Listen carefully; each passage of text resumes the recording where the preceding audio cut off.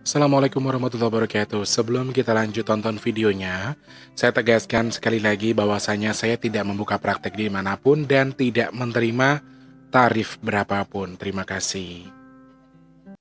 Shh. Sebelum lanjut nonton videonya, jangan lupa klik tombol subscribe dan loncengnya ya. Terima kasih orang baik.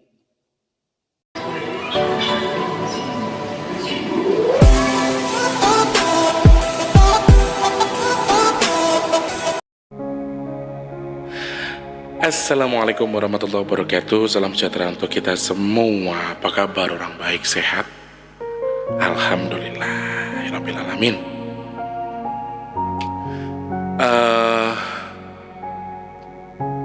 Cermal itu jarang banget ada loh Mas Tulus. Kenapa sih Mas Tulus cermal itu jarang ada? Waktunya loh teman-teman. Aku aja sekarang video dua hari sekali. Video itu 2 hari sekali karena keterbatasan waktu juga, kesibukan yang menutupi. Jadi kadang-kadang habis syuting A baru dibawa syuting B, kemudian setelah syuting B baru lanjut lagi syuting yang lain-lain. Jadi disempet-sempetin aja lah. Selamat malam para subscribernya Mas Teri dimanapun kalian berada. Apa kabar? Semoga semua sehat, diberi kemudahan kesehatan terus, kelancaran, dan mudah-mudahan tetap baik, tetap kondisinya baik, dan seperti apa yang jenengan harapkan, apapun yang jenengan lakukan hari ini ya. Selamat malam untuk para subscribernya Mas T semuanya. Semuanya saja. Untuk saat ini mungkin ada yang sedang bekerja, sedang beraktivitas, sedang menikmati suasana malam hari. Ada yang lagi lembur kerja, ada. Karena ada Mas Rutio yang punya Jepang itu juga kerjanya malam terus. Mas Taufik juga kadang-kadang security jaga malam. Terus Mas Ahmad Firdaus juga kadang-kadang juga kerja malam ya. Semuanya saja untuk yang sedang bekerja di malam hari ini Mas ucapkan selamat malam. Dan juga salam jumpa, salam sukses buat kita semua. Semoga video ini tetap bisa jadi teman tidur buat kalian. Cerita malam atau cermal ini bisa menjadi sebuah inspirasi juga buat kalian bahwa ya, manusia itu juga ada melonya kok. Manusia itu ada melankolisnya. Dan terkadang menangis itu juga perlu. Menangis untuk diri kita, untuk melegakan hati kita itu juga perlu. Jadi asal kesedihan dan kebahagiaan tidak terlalu sehingga tidak dimanfaatkan oleh bangsa jin untuk menghasut kita atau masuk ke badan kita. Jadi ternyata terlalu sedih dan terlalu bahagia itu juga bisa jadi jalan atau jalur bagi bangsa jin untuk masuk ke tubuh kita. Bahaya kan? Nah kalau bisa janganlah teman-teman ya. Untuk yang sedang lembur, selamat lembur. Untuk yang sedang beraktivitas, selamat beraktivitas semuanya. Untuk yang mungkin hari ini sedang mulai beranjak pulang juga, selamat pulang, hati-hati di jalan. Semoga selamat sampai tujuan dan semoga hasilnya memuaskan hari ini. Atau mungkin tidak memuaskan. Apapun hasilnya, jangan lupa untuk ucapkan alhamdulillah dan juga innalillah. Kebahagiaan, kesedihan, semua sudah jadi jalur kita. Di dalam ketika kita melangkah itu akan ada kesedihan, akan ada kebahagiaan, semua akan menjadi satu. Dan yang perlu kita tahu adalah ketika kita bahagia, ketika kita bersedih, akan ada sebuah hadiah yang Allah berikan kepada kita. Terlalu bahagia, terlalu bersedih, segala macamnya atau segala halnya,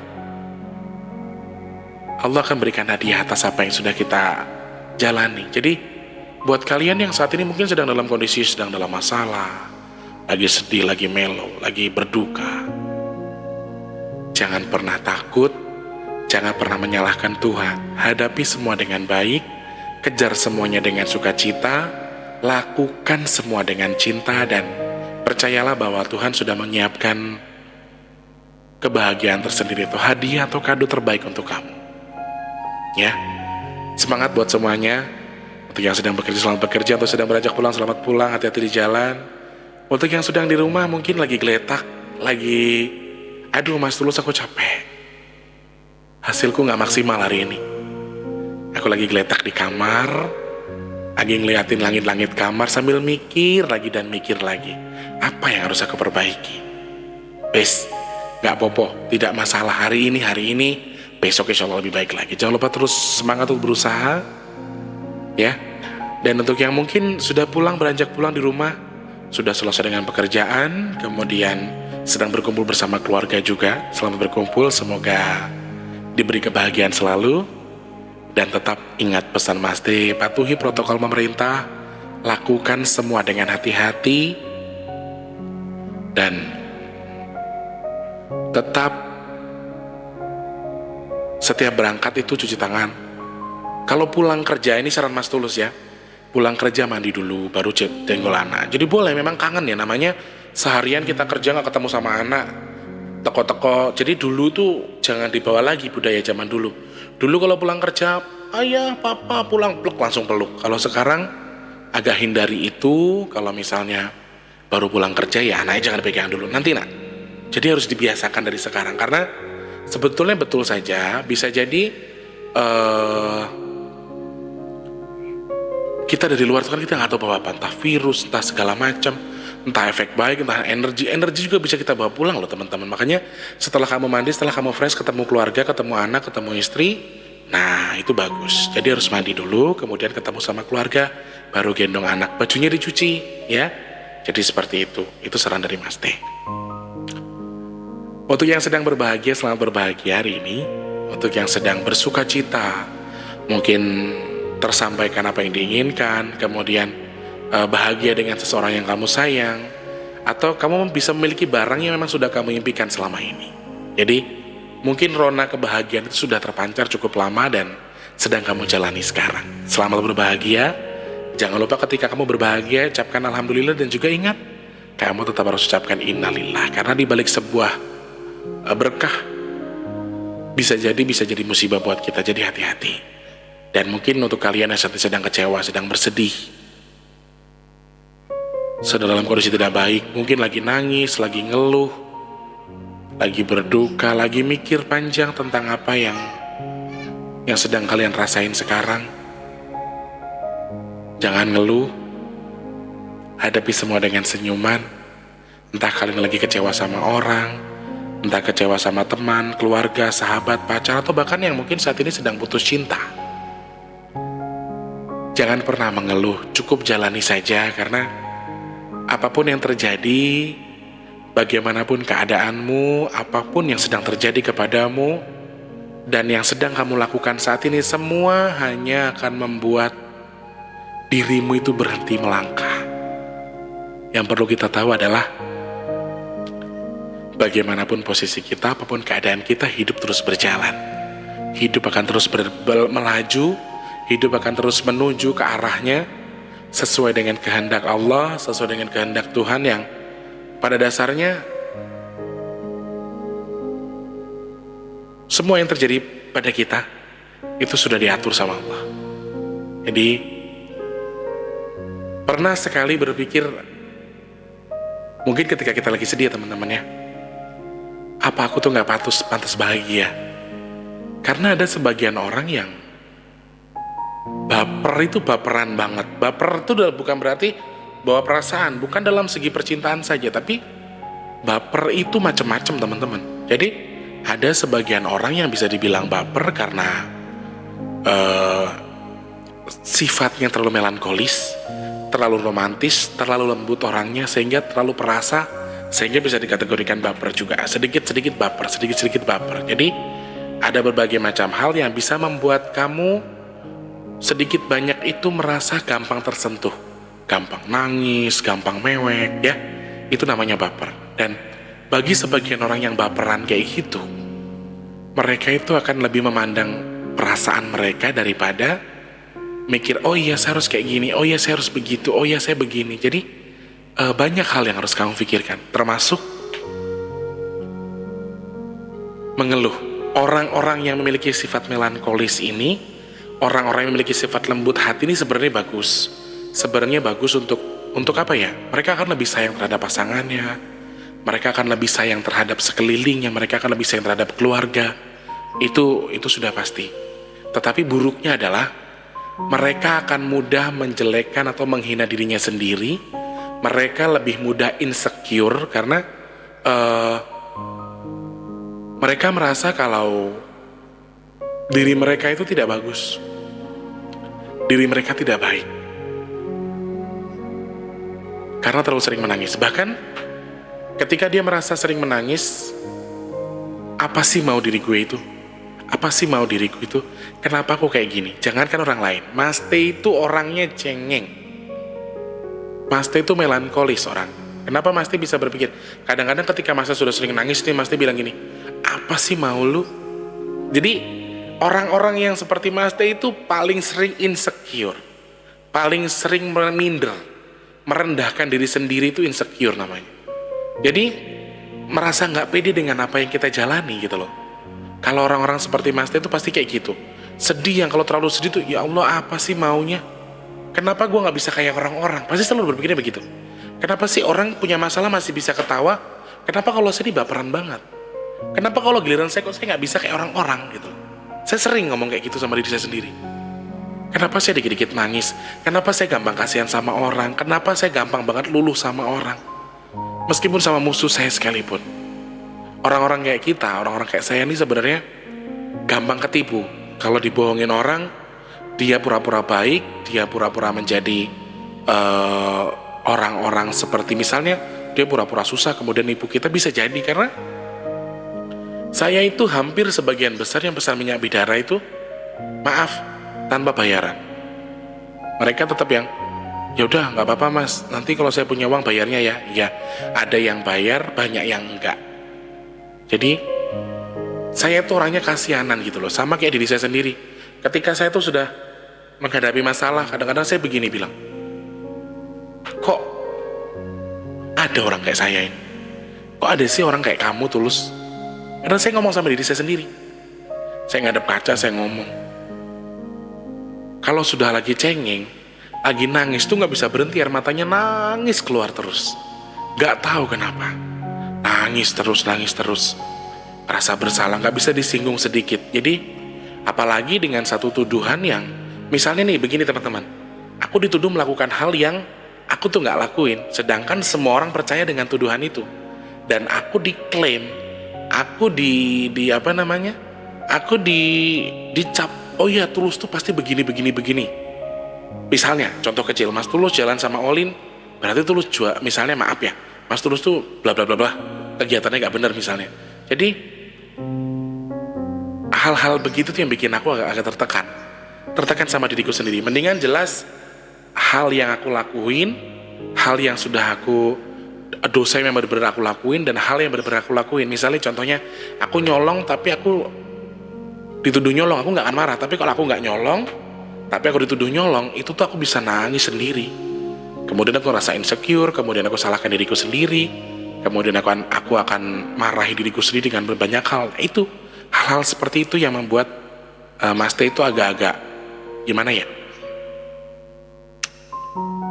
sering kadang tuh kalau udah nangis, apalagi kayak gimana ya,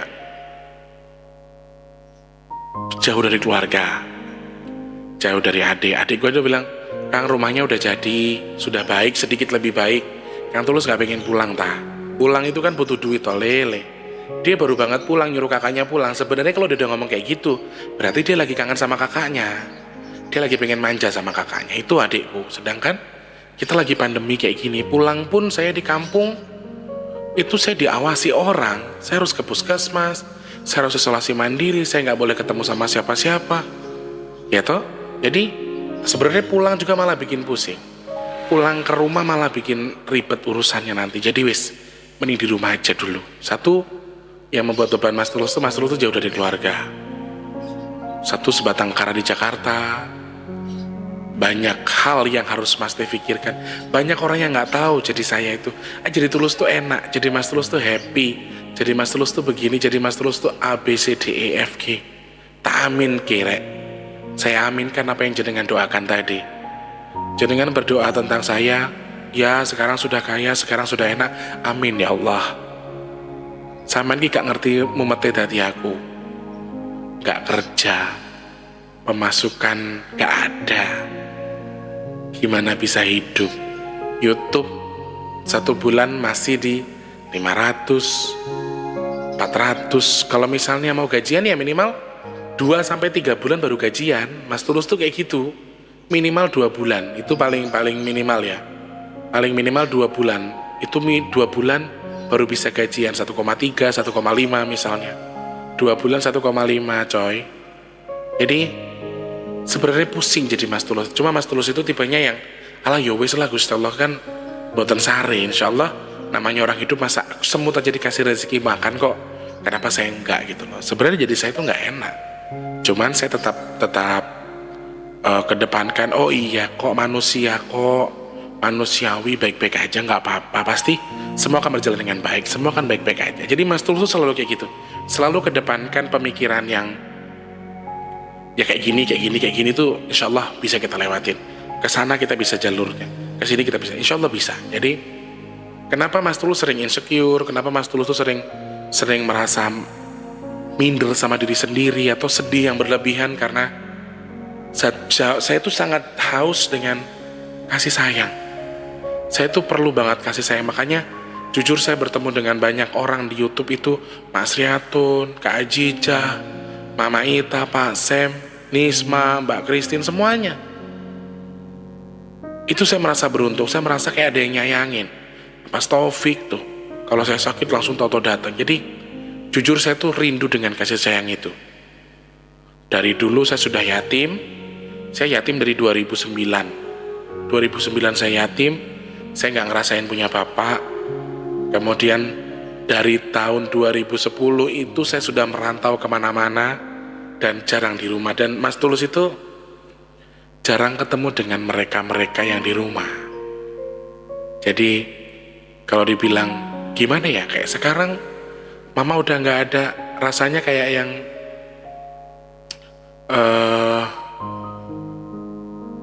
gak ada lagi kasih sayang buat aku gitu loh. Makanya aku tuh kalau misalnya punya pasangan ya pengen punya pasangan yang penyayang, yang bisa nyayangin aku, yang bisa nerima aku apa adanya, yang bisa ngemong lah istilahnya.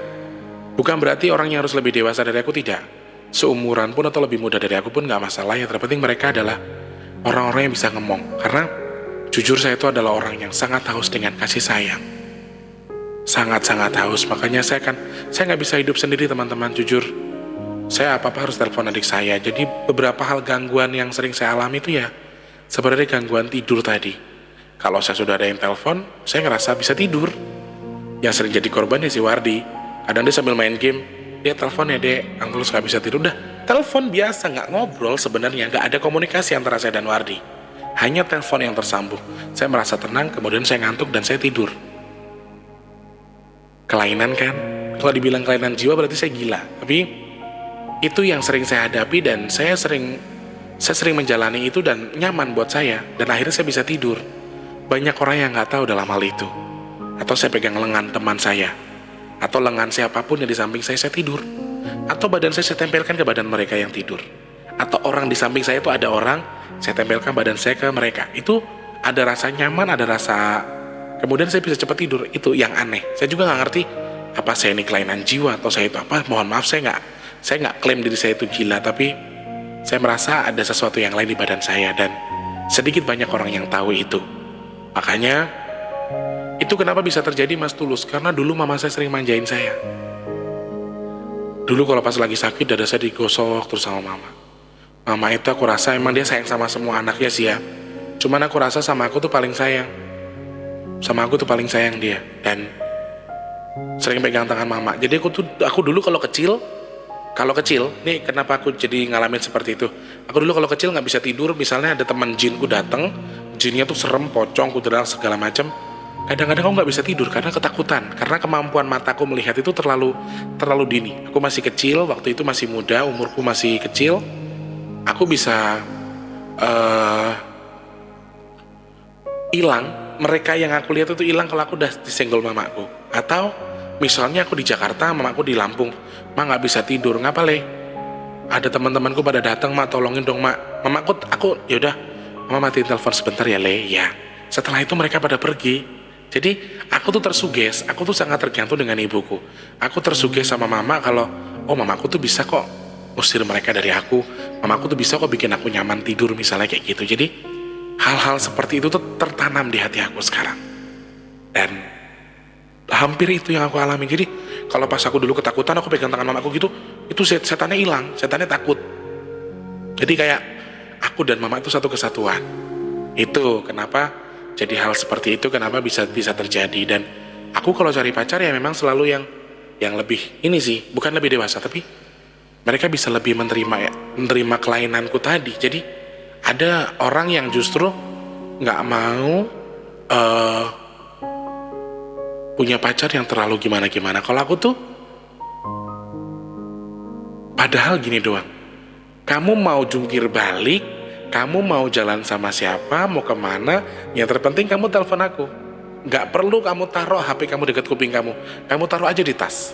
Kamu jalan kemana terserah, yang penting udah ngomong, aku mau jalan ke sini. Kamu bisa tidur nggak? Nggak bisa, ya udah aku telepon.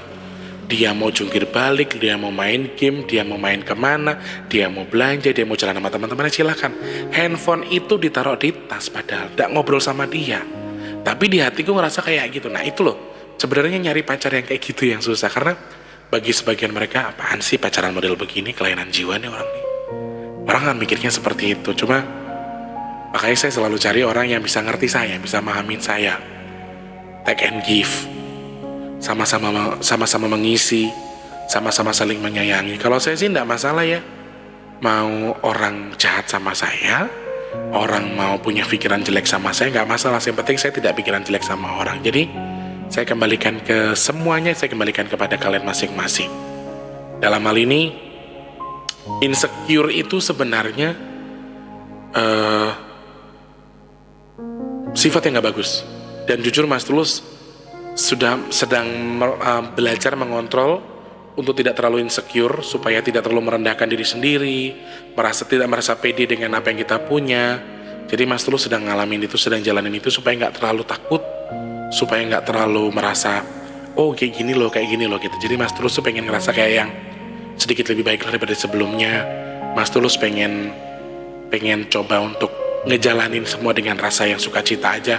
Meskipun kadang-kadang namanya kehidupan ya teman-teman ya, saya tulang punggung keluarga, saya harus lakukan semua sendiri, saya harus berjuang buat orang. Meskipun saya tuh gampang kasihan sama orang, kadang-kadang saya nggak bisa ngelawan diri saya sendiri karena saya kasihan sama orang tadi. Kadang-kadang saya korbankan apa yang saya punya demi membantu orang, sedangkan saya sendiri nggak punya gitu loh. Nah itu yang kadang-kadang membuat saya tuh sedikit, apaan sih kamu tuh tulus gitu. Jadi sering aku tuh kalau nangis, kalau aku bete tuh nyalahin diriku sendiri tuh sering, malahan yang kok aku tuh nggak bisa kayak orang sih, ya Allah kenapa kayak gini. Jadi aku sering kalau udah nggak kuat, paling ngomong sama Allah kayak gini aja, ya Allah aku udah nggak kuat, ya Allah selesaikan ujianmu ini. Jadi aku sering ngeluh kayak gitu sama Allah.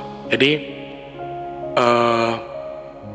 penguat terbaik bagi saya itu ya sebenarnya diri saya sendiri tuh saat ini. Jadi pacar lah, kerabat atau siapa, apalagi Wardi sekarang ya, saya butuh banget kasih sayang, saya butuh perhatian, saya butuh pelukan orang yang saya sayang, saya butuh genggaman tangan orang yang saya sayang. Akan tetapi di sisi lain adik saya juga butuh itu. Saya tetap harus jadi penguat buat mereka dong, saya harus jadi kuat demi mereka. Ya sudah, akhirnya saya tentang diri saya sendiri, saya lawan. Ya berarti saya gak boleh kayak gitu. Tulus, kamu itu adalah tulang punggung keluarga, kamu yang harus bertugas memberikan mereka kasih sayang. Jadi meskipun kamu butuh kasih sayang, setidaknya kamu harus kecualikan itu, kamu harus lawan itu. Makanya saya selalu bilang, cari pasangan yang kayak gimana Mas Tulus? Wes, yang mau nerima apa adanya, yang mau sayang sama saya aja. Saya gak mau muluk-muluk. Mau nerima saya syukur, gak mau juga gak apa-apa. Karena nilainya itu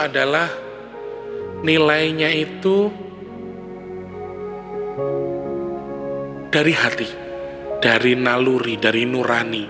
Ketika kita mengikuti ego, kita nilai si A, B begini, si A tuh bla bla bla bla, si C tuh begini. Nah, ketika kita menilai dengan rasa ego, rasa marah, rasa dengki, rasa emosi yang luar biasa, kita nggak akan menganggap orang itu betul. orang itu akan selalu salah di mata kita. Beda fungsinya, beda pandangannya ketika kita melihat itu dengan rasa. Oh enggak kok, dia nggak kayak gitu orangnya, dia baik, dia ngerti, dia. Nah jadi mau pacaran kayak, mau berteman kayak, mau sama saudara kayak, sama siapapun kita boleh berprasangka buruk, boleh, silahkan, manusiawi.